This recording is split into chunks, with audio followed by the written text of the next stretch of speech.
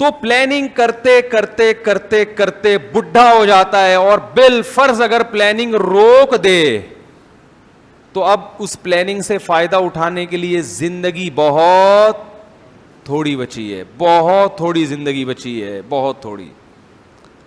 اور اکثر لوگ تو اچانک بیٹھے بیٹھے اٹیک ہو گیا, شوگر لیول ہائی ہوا, گردے ڈیمیج ہو گئے, ایک دم موت کی طرف لڑکتے ہیں.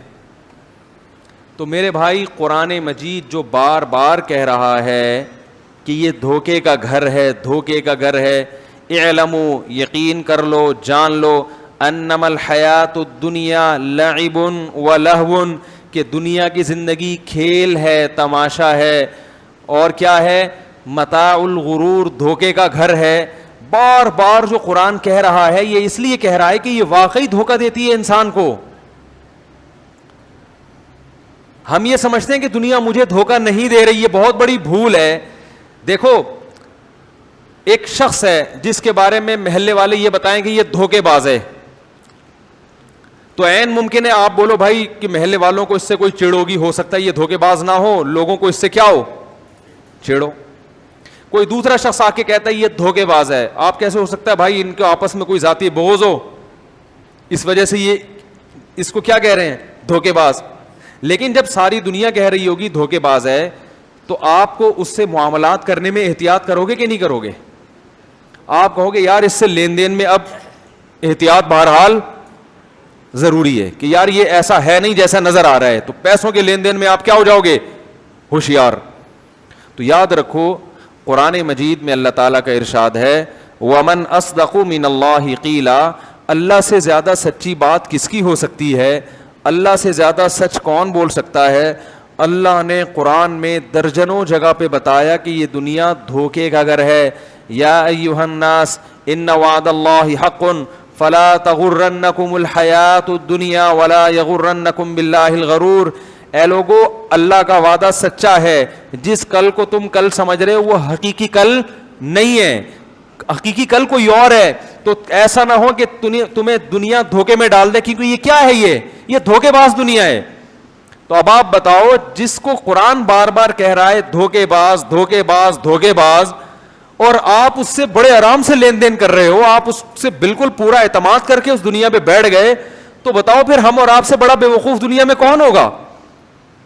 محلے میں ایک آدمی کے بارے میں کوئی ایک شخص کہہ دے کہ یہ دھوکے باز ہے, آپ احتیاطاً اس سے لین دین چھوڑ دیتے ہو کہ یار مارکیٹ میں یہ بندہ بدنام ہے. بدنام نہ بھی ہو, ایک شخص بھی کہہ دے گا نا, آپ ہوشیار ہو جاؤ گے. اور یہاں اللہ بار بار بتا رہے ہیں کہ یہ دنیا کیا ہے, دھوکہ دینے والی ہے, دھوکہ دینے والی.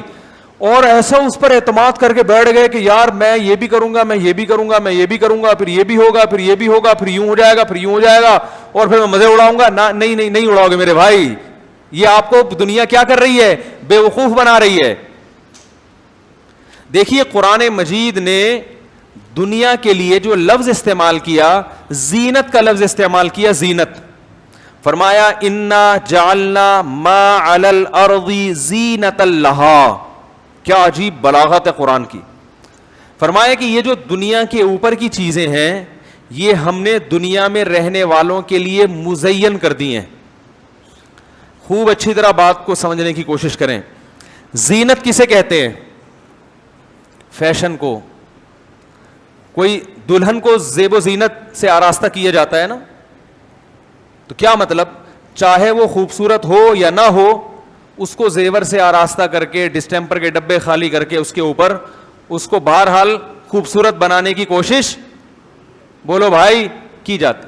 چاہے وہ حقیقت میں خوبصورت ہو یا نہ ہو, اس سے بحث بیوٹی پارلر والوں کو نہیں ہوتی. زینت کا مطلب ہے خوبصورت بنانے کی, بولو نا, کوشش. حقیقت میں خوبصورت بنانا کس کا کام ہے؟ اللہ کا.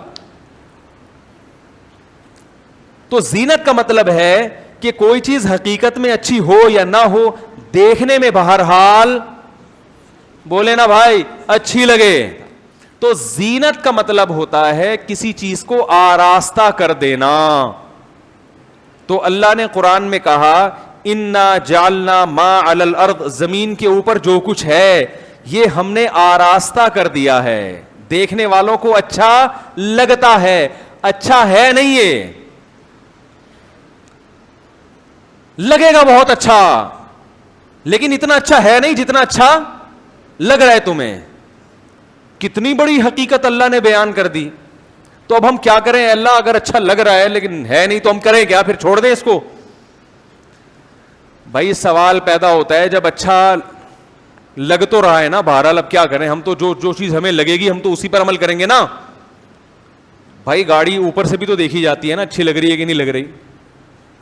تو یا اللہ ہم کیا کریں, چھوڑ دیں اس دنیا کو؟ اللہ نے فرمایا نہ چھوڑو نہیں, میں نے اچھا لگایا اس لیے ہے کہ تاکہ تم اس کو حاصل کرو, لیکن بتا دیا کہ یہ اچھی ہے نہیں اتنی, لہذا اس کو دل دینے کی کوشش, بولو نا بھائی, نہیں کرو. اتنی اچھی نہیں ہے کہ دل پکڑا دو اس کو. تو آپ ہر چیز پہ فرق کر رہے ہو, یہ میری ہے, یہ میری ہے, یہ میری ہے, یہ میری ہے.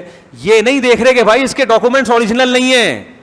یہ جو آپ کے نام آپ کو گھر ملا ہوا ہے, اس کے جو اوریجنل ڈاکومنٹس ہیں یہ اوریجنل نہیں ہے. ابھی تھوڑے دنوں میں مرو گے, یہ گھر آپ کے وارثوں کا ہوگا, آپ کا نہیں ہوگا. اور مرنا بہت قریب ہے, 10 12 15 16 سال کی کہانی ہے. 60 سال میں انسان ذاتی گھر بنانے کے قابل ہوتا ہے اکثر, اور 60 سال کے بعد موت کا فرشتہ دروازے پہ دستک دے رہا ہوتا ہے. وہ کہہ رہا ہوتا ہے دروازہ کھولو اور میں تمہاری روح نکالوں. یہی بات پیغمبر سمجھا رہے ہیں کہ یہ تمہاری صحت, یہ تمہاری عزت, یہ تمہاری دولت اگرچہ تمہاری ہے مگر یہ حقیقت میں تمہاری نہیں ہے. اس کے جو ڈاکومنٹس تمہیں دیے گئے ہیں وہ اوریجنل نہیں ہے. جیسے آپ چمن کی گاڑی کو روڈ پہ لے کے چلائیں, جب تک پولیس والا نہیں روکے گا آپ کی ہے. جس دن پولیس والے نے اشارہ کر دیا اس دن پھر یہ پولیس والے کی ہو گئی, آپ کی. بولو بھائی, خود بھی اندر, گاڑی بھی اندر. تو یہ جو آپ کا گھر ہے بحریہ ٹاؤن میں, آپ کا ماشاءاللہ 1000 گز کا بنگلہ ہے, اور ادھر 200 والے میں بھی آپ نے انویسٹمنٹ کی ہوئی ہے, اور ماشاءاللہ ایک فیکٹری ادھر بھی بنا لی, ایک ادھر بھی بنا لی, اور آپ کا گرین کارڈ بھی مل گیا آپ کو ماشاءاللہ. بھی آپ اگلے ہفتے امریکہ جا رہے ہیں, آپ کا فیوچر بہت روشن, بچے بھی سارے نیک پیدا ہو گئے آپ کے. اتفاق سے بیگم کی آپ کو نیک مل گئی, اور اتفاق سے ساس سسر بھی آپ کے مزاج کے مل گئے. آپ کی بڑی ہنسی خوشی زندگی, اور زندگی آپ کو گویا مل گئی. تو اللہ بتا رہے ہیں کہ یہ تمہیں ملی ہے مگر اس کے ڈاکومنٹس اوریجنل, بولو بھائی, نہیں ہے. 1 سیکنڈ لگے گا, جیسے کسی پولیس والے نے دیکھ لیا نا آپ کو چمن کی گاڑی لے کے اور اس نے ہاتھ دیا اور بس آپ کو دن میں تارے نظر آئے, وہ 25 لاکھ یا 25 کروڑ آپ کے 1 سیکنڈ میں گئے. اس کے لیے ضروری ہے کہ یا تو خود پولیس میں ہو. کیا خیال ہے؟ تو دنیا سے دل لگانا اگر چاہتے ہو تو موت کا فرشتہ بن جاؤ. یعنی موت کس کے قبضے میں لے لو؟ اپنے قبضے میں, کہ آپ سے آپ کی مرضی کے بغیر کوئی دنیا چھڑا نہ سکے. میں سمجھا پا رہا ہوں اپنی بات؟ یعنی آپ کے اتنے اچھے تعلقات ہوں. دیکھو اسمگلنگ کی گاڑی آپ جب ہی چلا سکتے ہو جبکہ آپ کے اوپر اتنے اچھے تعلقات ہوں کہ پولیس والا اگر آپ کو ہاتھ دیتا ہے تو ایک کال پہ وہ آپ کو سلوٹ مارے اور بولیں سر جائیے, غلطی ہو گئی, میں نے آپ کو روک لیا تھا. اتنے اچھے اوپر لیول پہ تعلقات ہوں گے تو پھر آپ اس جعلی ڈاکومنٹس والی گاڑی کو چلا سکتے ہیں. اسی طرح میرے بھائی, اگر آپ کے عالم بالا میں اللہ کے ہاں اتنے اچھے تعلقات ہیں کہ اللہ جب موت کے فرشتے کو بھیجیں اور کہیں کہ اس کی روح قبض کر لو, تو آپ اللہ کو کہہ سکیں کہ اے اللہ فی الحال میرا جانے کا کوئی موڈ, بولو بھائی, نہیں. اے اللہ میں ابھی اس دنیا سے جانے کے موڈ میں نہیں ہوں, ابھی میں نے بچیوں کی شادیاں کرنی ہیں, ابھی میں نے بیٹوں کی شادیاں کرنی ہیں. اور چونکہ میں مفتی طارق صاحب کے بیان سنتا ہوں تو بچوں کی شادی سے فارغ ہونے کے بعد پھر اپنی بھی شادی کا ایک اور موڈ بنا ہوا ہے میرا. بہت سے لوگ مجھے کہتے ہیں یار اپنی بیٹیوں کی پہلے ہو جائیں پھر ہم اپنی کریں گے, پھر ہم نے بھی ارادہ کیا ہوا ہے. تو میں کہتا ہوں بھائی ماشاءاللہ بڑا اچھا جذبہ ہے, بچیوں کی شادی تو پہلے کرنی چاہیے لازمی, لیکن پھر آپ جذبہ ہی رہے گا پھر, صحیح ہے نا. شادی کے لیے جذبے کے علاوہ بھی کچھ صلاحیتوں کا ہونا, کیا خیال ہے. لیکن بہرحال ان کا اچھا جذبہ ہے, بچیوں کی ذمہ داری پہلے نمٹانی چاہیے. تو خیر, تو اگر اللہ سے اتنے اچھے تعلقات ہیں, بہت بہترین تعلقات اللہ سے چل رہے ہیں آپ کے, کہ موت کے فرشتے سے آپ نے دوستی لگا لی, اور جب فرشتہ آئے آپ یہ کہیں کہ یار فی الحال میرا جانے کا موڈ نہیں ہے, تو پھر تو بھائی آپ دل لگائیں دنیا سے. فخر کریں میرا گھر میری گاڑی. بتاؤ کوئی کسٹم چوری والی گاڑی جس کے ڈاکومنٹس نہ ہو, اس گاڑی پہ کوئی فخر کرتا ہے؟ چمن سے لے آئے آپ گاڑی, دنیا کو بتا رہے میری گاڑی میری گاڑی, لوگ تھپڑ ماریں گے نا کھینچ کے, بولیں گے شرم نہیں آتی, جھوٹ بولتے ہیں, یہ تیری گاڑی, ابھی تو سڑک پہ لے کے نکلے گا فوراً پکڑا جائے گا. شو مارنے کے لیے رکشا ہو نا اپنا ذاتی, اس پہ انسان شو مارے اچھا لگتا ہے. اور ایسی گاڑی جو کسی بھی وقت آپ بھی پکڑے جا سکتے ہیں, گاڑی بھی پکڑی جا سکتی ہے, اس کو تو انسان چھپاتا رہے گا. بالکل یہی حماقت آج کا انسان کر رہا ہے. میرا بینک بیلنس, میرے پیسے, میرا اکاؤنٹ, میری تنخواہ, میرا گریڈ. میں تو ہر قسم کے لوگوں سے ملتا ہوں نا صبح و شام, بعض بیچارے آ کے اسی غم میں رہتے ہیں, میں یوں میں یوں میں یوں میں یوں. میں کہتا ہوں بھائی اچھا ہے 5-6 سال رہ گئے, ابھی ٹہلنے والے ہو آپ. جو آپ کے ایج ہے اور جو آپ کا حساب لگ رہا ہے اس سے لگ رہا ہے کہ اب آپ دنیا سے ان قریب جانے والے. غلط چیز سے محبت کرو گے کہ تو فری پھوکٹ کی ٹینشن ملے گی کہ نہیں ملے گی؟ بولو نا بھائی. بھائی آپ نے چمن سے گاڑی, کوئی چمن والا بیان سن رہا ہے تو معذرت یار, وہ مثال چمن کی آ گئی تھی سامنے, ورنہ کوئٹہ سے بھی آتی ہیں ایسی گاڑیاں, وزیرستان سے بھی آتی ہیں. وہ مثال چمن کی آ گئی کیونکہ وہاں ایک دفعہ کسی نے مجھے بتایا کہ گاڑی مل رہی ہے. میں نے کہا اچھا, انہوں نے کہا کاغذ نہیں ہوں گے. میں نے کہا اپنے پاس رکھ لے بھائی اس گاڑی کو. تو وہ چمن کی اس لیے مثال ذہن میں آ گئی. دوسرا, چمن میں میرے ایک شاگرد ہیں, وہ لوگ 30 بھائی بہنیں ہیں, تو وہ ویسے ہی مجھے اچھا لگتا ہے چمن, کیونکہ 30 ماشاء اللہ بھائی. تو وہ پچھلے سال ملنے کے لیے آئے. میں نے کہا آپ کتنے ہو گئے؟ کہہ رہے ہیں 32 ہو گئے, اور 18 بیٹے 18 بیٹیاں ماشاء اللہ, اور وہ پورے پلے پلائے ماشاء اللہ, اتنے لمبے تڑنگے. یہ تو فیملی پلاننگ والے کہتے ہیں اتنے بچے ہوں گے تو خوراک نہیں ملے گی.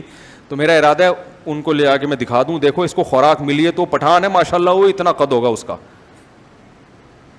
تو اور اس کی بھی ابا نے شادی کر دی ماشاء اللہ. تو پوتے پوتیاں پوتے نواسے تو ماشاء اللہ. میں نے کہا الیکشن میں کھڑے ہو جاؤ, اپنے گھر سے اتنے ووٹ ملیں گے انشاءاللہ, کسی کی ضرورت نہیں رہے گی. ٹھیک ہے نا. وہ ایک شخص کے 20-25 بچے تھے نا, تو کسی نے کہا فیملی پلاننگ والے آئے نہیں تمہارے گھر؟ انہوں نے کہا آئے تھے, اسکول سمجھ کے واپس چلے گئے. صحیح, آئے تھے اسکول سمجھ کے واپس چلے گئے. خیر, تو اب آپ مجھے بتاؤ کہ ایک گاڑی وہاں سے آئی ہے, خریدی آپ نے, اور آپ کو اس سے گاڑی سے محبت ہو گئی. اب آپ اس کو روڈ پہ لے کے نکل رہے ہو, ڈر رہے ہو کہ پولیس والا نہ روک لے, اور اتنی میری مہنگی گاڑی اور اتنی محبت اس سے.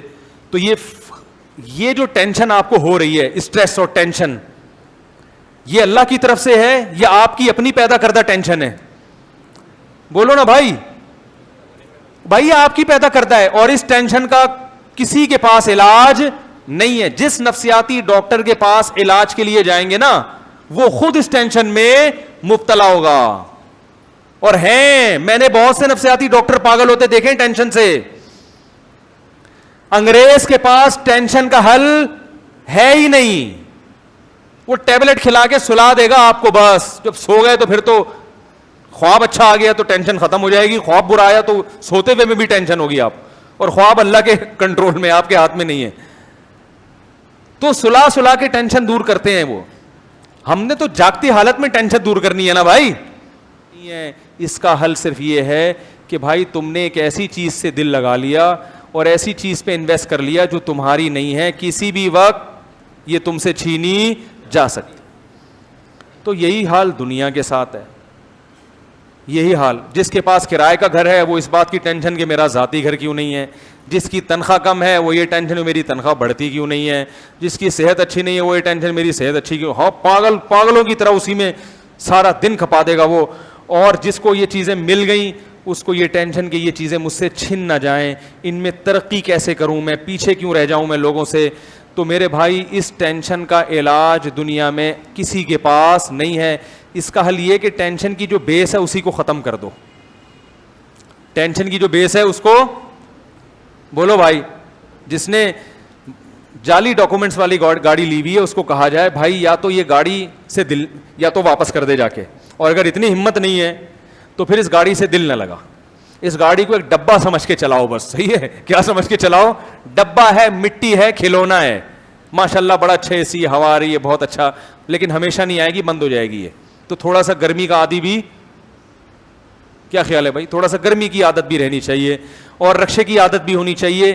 کہیں یہ گاڑی مجھ سے چھن نہ جائے تو پھر تو میں بالکل روڈ پہ آ جاؤں گا. تو کبھی کبھار چنچی میں سفر بھی کرتے رہنا چاہیے. تو اس طرح کا اپنے آپ کو عادی بنائے گا تو بہت اچھی زندگی گزرے گی. جب تک گاڑی چھینے گی نہیں مزے کرے گا, چھن جائے گی تو بولے گا کون سا اپنی گاڑی تھی بھائی. کیا خیال ہے؟ کون سا اپنی تھی, ہمیں تو پہلے ہی پتا تھا کسی بھی وقت چھینی جا سکتی ہے. تو میرے بھائی یہی حال ہے دنیا کا. اللہ نے فرمایا آئندہ آنے والے کل کی یعنی آخرت کی تیاری میں وقت لگاؤ زیادہ, دنیا کی زیادہ فکر مت کرو. اصل آخرت ہے, اس کو سامنے رکھ کے زندگی گزارو, اس کو سامنے رکھ کے سوچو. وہ بڑی طویل زندگی ہے, کیونکہ دنیا میں جب تم پلاننگ کرتے ہو تو اس پلاننگ کے پھل آدھی سے زیادہ زندگی پلاننگ میں لگتی ہے, اور اس کا جو آؤٹ پٹ ہے نا وہ بہت تھوڑے دنوں کا ہوتا ہے. اور کتنے تھوڑے دنوں کا یہ بھی پتہ نہیں ہوتا. کو پتہ چل جائے نا 20 سال میں مکان میں رہوں گا تو بھی غنیمت ہے, یہ بھی نہیں پتہ چلتا. کئی لوگ ہم نے دیکھے ہیں ادھر مکان بنایا اور گھر میں رہنا نصیب نہیں ہوا. ایک تھوڑی واقعات, درجنوں واقعات اپنی زندگی میں دیکھے ہم نے. مکان بنایا مگر رہنا نصیب نہیں ہوا, بناتا کوئی اور ہے اور رہتا کوئی اور ہے. تو بھائی اس دل سے دنیا کی محبت نکال کے پھینک دینی چاہیے.